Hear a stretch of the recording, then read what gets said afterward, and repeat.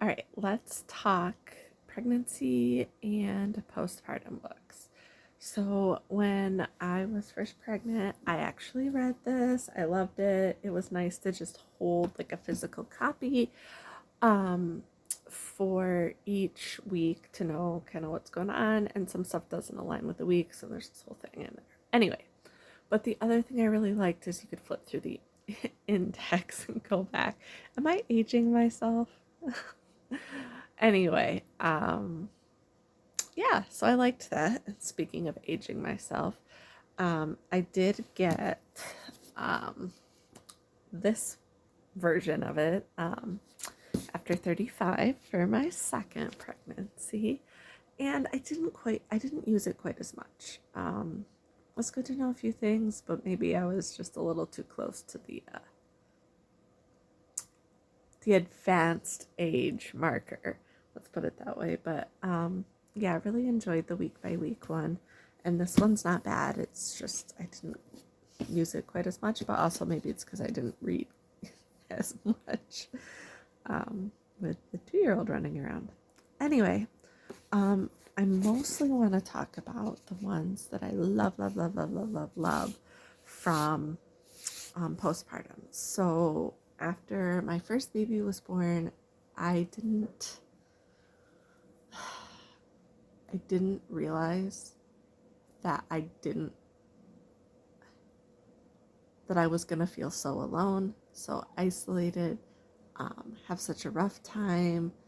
Um, I didn't realize what quite the toll of a colicky baby took on you, especially recovering from C-section. Um, so anyway, in between, when my first baby was born and my second baby was born, I did quite a bit of reading on creating the experience and what are some of the things that we can do.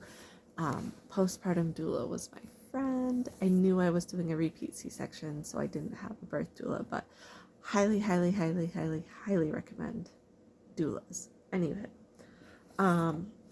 great book right here, The Fourth Trimester. Do yourself a favor. Please focus in on this as much as you do trimesters 1, 2, and 3, because people don't talk about this enough.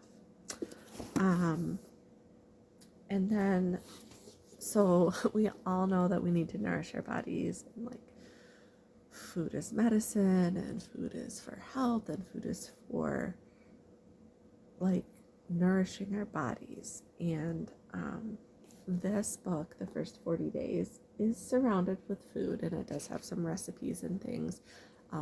Bone broth was something I really gravitated towards. I don't know. But there's a lot more to it than just food. And I think it's really important to take a look, like globally and historically. Like, having babies isn't something new, but like, it doesn't have to be how it typically is. And if we think about it, and again, aging myself, what your mom's experience was having you, like the hospitals were different. What your grandma's experience having your mom, hospitals were different. Or, yes, hospital, very different situation. What your great grandma's experience was having your grandma probably didn't involve a hospital. Okay? And we can get in, there's so much more surrounding, like infant mortality, death during childbirth, all the things. But point being, there are things that we have access to in this information age of waves and bits and pieces from everywhere on the planet that we can use to create an experience for like ourselves, our bodies, like internally, but also for like our family, our us and the baby, and then the household, and even bringing in like the greater family or not. You get to pick. And then for anybody who's like, postpartum hit me really hard with my first baby, and this book is funny, it's thin, it's easy. And I'm so grateful that my friend sent it to me. But I recommend, like, if you're able to, like, flip through some, like, read this stuff before baby comes, because you're not going to be sleeping. And you need to be eating. And baby needs to be eating. So, anyway, hopefully those 3 books can help somebody in the same way or even more so than they helped me.